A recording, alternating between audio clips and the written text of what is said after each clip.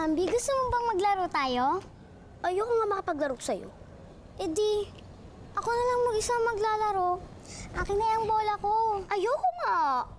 Bakit ayaw mong ibigay? Dahil ayoko maglaro ka. Sige na, Bambi. Ibigay mo na sa akin yung bola ko. Di kuhanin mo. Pag nakuha mo, sa'yo na. Akin na yan. Bola ko yan. Ito sa akin. Akin na yan. Hindi mo nga makukuha to sa akin eh. Bola ko yan. Hindi mo nga makukuha sa akin to.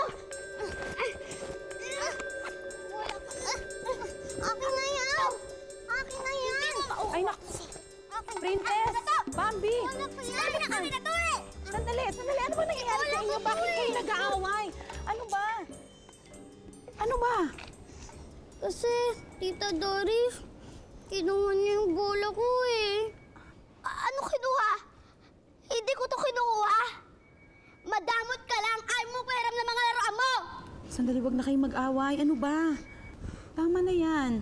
Bambi, anong nangyayari dito, ha? Kasi ito dalawa to eh. Pinagtutulungan nila ako. Ha? Talaga naman eh. Pinagtutulungan niyo siya? Hindi. Hindi namin siya pinagtutulungan. Nakita ko silang dalawa nag-aaway. So, inawat ko. Wala akong kinakampihan sa kanilang dalawa, Pamela. Halika na, Bambi. Makakarating to kay Tita Auntie. Kala niyo? Sandali, Pamela. Teka lang. Pamela.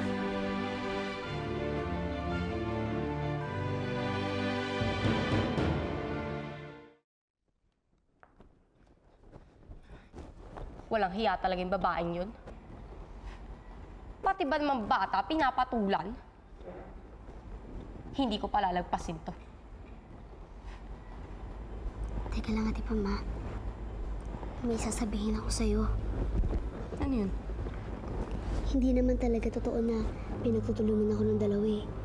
Gawa-gawa ko lang yun. Talaga? Hindi totoo yung masabi mo kanina? Oo. Talagang kinuha ko lang yung bola ng princess. At bigla na lang sumulpot yung Doris na yun. Pero iba nga isusumbong ko kay Tita Auntie. Sasabihin natin na pinagtulungan ka ni Doris at ni Princess. Sasabihin ko rin na sinaktan ka nila. Para lalo magalit si Tita Auntie. Tingnan ko lang kung hindi sila palayasin sa bahay na to. Kaya mamaya, galingan mo ang pag-iyak. Sabihin mo sinaktan ka ni Doris. Opo, Ate Pam.